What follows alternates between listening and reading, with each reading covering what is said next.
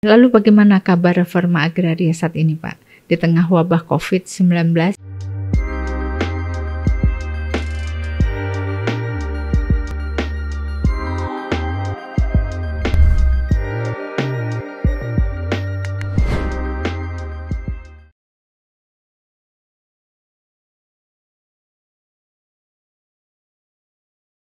Halo sahabat ATR BPN, ketemu lagi di podcast Kementerian ATR BPN. Kali ini saya bersama Pak Sudaryanto, Direktur Land Reform Kementerian ATR BPN. Siap, Yuli. Kali ini kita akan membahas tentang reforma agraria.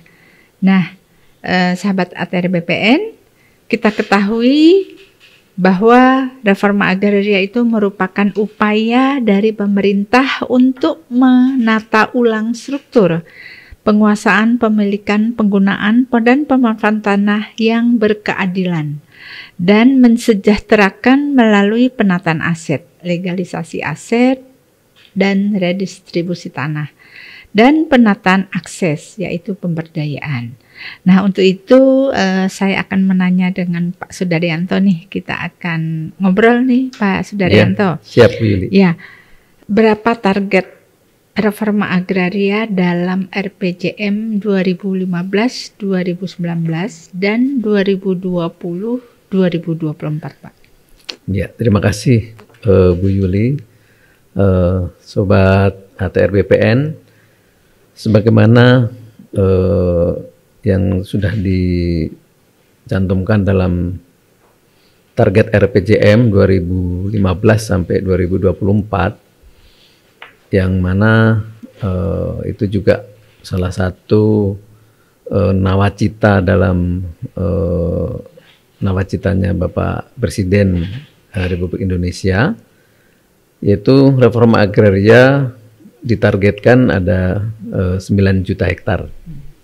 9 juta hektar itu dibagi menjadi dua kelompok. Yang kelompok pertama itu kelompok legalisasi aset, itu 4,5 juta hektar. Legalisasi aset sendiri ada dua jenis kegiatan, yaitu yang pertama adalah pensertifikatan tanah transmigrasi, itu targetnya adalah 0,6 juta hektar. Kemudian yang kedua adalah kategori pendaftaran tanah sistematis lengkap atau PTSL, atau lebih dikenal masyarakat dulu namanya PRONA, dan juga pensertifikatan tanah milik masyarakat. Itu jumlah targetnya adalah 3,9 juta hektar. Kemudian di sisi kanan yaitu kelompok kedua, yaitu kelompok redistribusi tanah. Itu adalah negara memberikan tanah atau membagikan tanah kepada masyarakat atau kepada rakyat. Nah, ini dibagi juga dua jenis, yaitu tanah yang berasal dari tanah hak atau HGU, HGB, tanah yang ditelantarkan, kemudian tanah negara lainnya.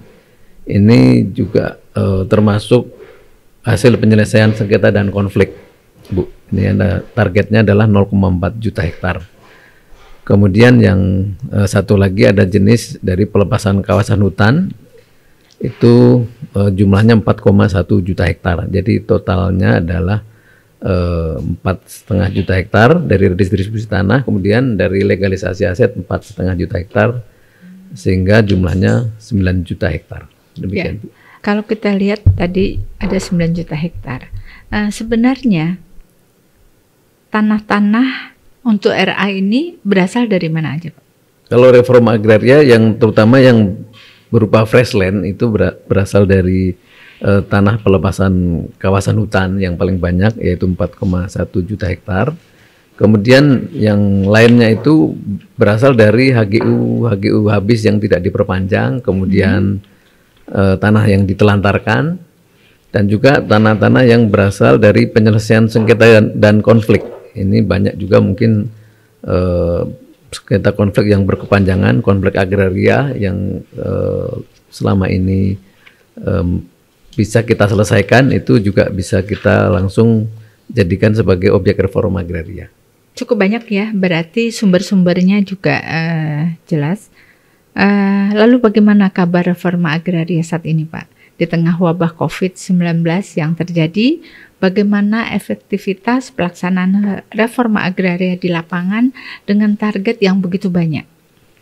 Ya, memang tidak bisa kita pungkiri bahwa dengan adanya kondisi COVID ini, reforma agraria juga terdampak, Bu, karena kegiatan reforma agraria di seluruh Indonesia ini memerlukan pekerjaan tahapan yang harus turun ke lapangan, kemudian bertemu dengan masyarakat, sehingga kegiatan-kegiatan yang sifatnya mengumpulkan masyarakat berupa penyuluhan, kemudian mendata baik itu subjek dan objek, itu harus bertemu langsung dengan masyarakat, itu juga terkendala karena diterapkannya pembatasan-pembatasan pergerakan orang ya, termasuk PSBB, kemudian PPKM juga, sehingga ini juga secara tidak langsung juga berdampak juga terhadap kegiatan reforma agraria atau redistribusi tanah. Tapi apapun itu, reforma agraria harus tetap berjalan, Bu. Ya. Nah, di antara program strategis guna mendukung pemulihan ekonomi nasional (PEN) adalah percepatan pelaksanaan reforma agraria. Itu salah satunya, Pak. Di mana reforma agraria yang dijalankan dengan berdasarkan Perpres 86 tahun 2018 ya. 2018 ya. Itu adalah reforma untuk mewujudkan keadilan sosial bagi seluruh rakyat Indonesia. Nah, itu kira-kira implementasinya seperti apa, Pak? Baik, Bu. Memang sekarang ini reforma agraria sedang kita gencarkan lagi, sedang kita bangkitkan lagi, yang diantaranya dengan beberapa kegiatan atau strategi baru, yang mana yang pertama kita dengan sistem menjemput bola objek reforma agraria, Bu, dengan adanya pilot project menjemput bola untuk kegiatan pelepasan kawasan hutan dari hutan produksi konversi yang tidak produktif. Nah, ini sedang kita inisiasi bekerjasama dengan World Bank, ada di 4 provinsi, yaitu di Kalimantan Barat, Kalimantan Tengah, kemudian Kalimantan Timur, dan juga di Sumatera Selatan. Kemudian yang kedua, ditetapkannya reforma agraria sebagai major project oleh pemerintah, yaitu diinisiasi oleh KSP, Kepala Staf Presiden, kemudian disupport oleh kementerian lain, yaitu Kementerian Bappenas, Kementerian Kemenko Ekonomi, dan juga Kemenko Marves. Nah, ini program major project reforma agraria dalam rangka penyelesaian sengketa konflik agraria, Bu. Ini juga mendukung untuk percepatan reforma agraria. Ya, Pak, kalau kita dengarkan tadi bahwa ada pilot project yang dibiayai oleh anggaran Bank Dunia. Itu tadi hanya 4 ya, Pak? Bukan 7 provinsi? Untuk reforma agraria 4. Bu. Oh, hanya 4 kalau untuk reforma. Nah, terkait dengan ini, Pak, kendala apa yang dihadapi dalam pelaksanaan reforma agraria dan bagaimana solusinya? Ya, memang suka dukanya dalam pelaksanaan reforma agraria ini memang yang ada beberapa juga, Bu, yang di lapangan kita temui kendala. Yang pertama adalah pemahaman tentang reforma agraria sendiri itu belum begitu dipahami baik itu oleh masyarakat maupun oleh stakeholder, oleh pemerintah daerah sendiri. Jadi seolah-olah reforma agraria ini hanya tugasnya BPN, ATR BPN gitu ya. Padahal sebenarnya reforma agraria itu tugas seluruh stakeholder yang terkait ya, terutama yang tergabung dalam tim gugus tugas reforma agraria. Nah, ini juga perlu kita berikan penjelasan kepada stakeholder, kemudian juga kepada masyarakat. Kemudian kalau di Jawa, Bu, reforma agraria ini mudah untuk mendapatkan subjek tapi susah untuk mencari objek. Jadi orangnya banyak yang membutuhkan tanah tapi objeknya atau tanahnya berkurang atau kurang gitu. Tapi kalau di luar Jawa terbalik Bu, seperti di Kalimantan gitu ya, di beberapa daerah di Sulawesi atau di Papua, ini objek reformanya banyak, tapi subjeknya kurang. Nah, ini juga salah satu kendala bagaimana caranya untuk membagi-bagikan tanah kepada masyarakat yang memenuhi kriteria untuk mendapatkan sebagai subjek reforma agraria. Nah, ini agak kesulitan di sana. Ini juga salah satu kendala. Kemudian juga setelah diberikan sertifikat, ini banyak juga yang dijual belikan Bu. Ini juga masalah klasik, masalah lama, bahkan ini terjadi sejak program transmigrasi. Jadi transmigrasi itu sampai sekarang juga masih banyak masalah karena sertifikat yang diberikan atau tanah yang diberikan itu begitu sudah diserah terimakan, tidak lama kemudian banyak juga yang dialihkan ke pihak lain. Nah, termasuk juga kegiatan redistribusi tanah. Oleh karena itu sekarang kami atau kita dalam rangka untuk mengendalikan jangan sampai ada proses pemindahan hak itu, kita coba untuk memberikan hak pemilik bersama Bu.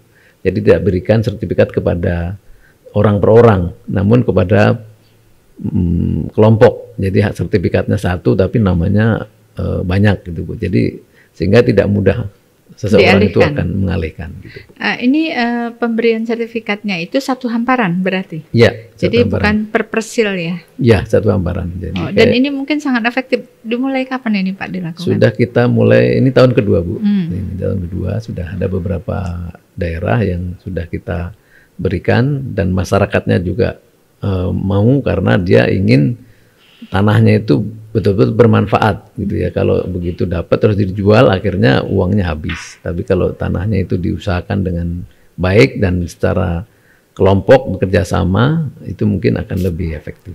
Baik Pak Sudaryanto, kita ketahui bahwa di awal tahun 2022 nanti kan akan diadakan GTR Summit ya. Yeah. Ini adalah bagian dari reforma agraria. Yeah. Nah di situ nanti yang akan dibahas apa Pak? Baik Bu. Jadi GTR Summit ini adalah merupakan harapannya Pak Wamen kemarin mencoba untuk membuat istilah rapat gugus tugas reforma agraria tematik gitu Mbak ya. Kemudian muncullah ide GTR Summit di Wakatobi. Nah ini sebenarnya tadinya hanya digagas untuk membahas reforma agraria yang memiliki daerah pesisir Bu ya, awalnya itu yang tergabung di dalam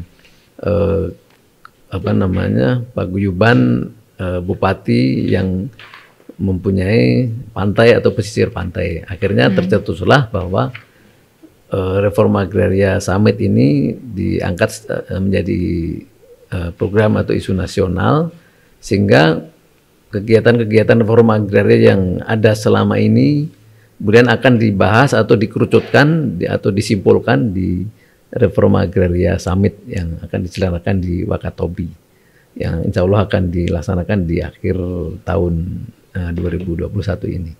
Dan harapannya ya mudah-mudahan reforma agraria semakin bisa dinikmati oleh masyarakat dan juga semakin bisa dipahami juga oleh stakeholder terkait karena sudah melibatkan berbagai pihak Bu, baik itu gubernur, bupati, wali kota, dan mudah-mudahan juga mungkin masyarakat dan bahkan sekarang CSO juga sudah ikut terlibat untuk berperan aktif dalam mensukseskan reforma agraria.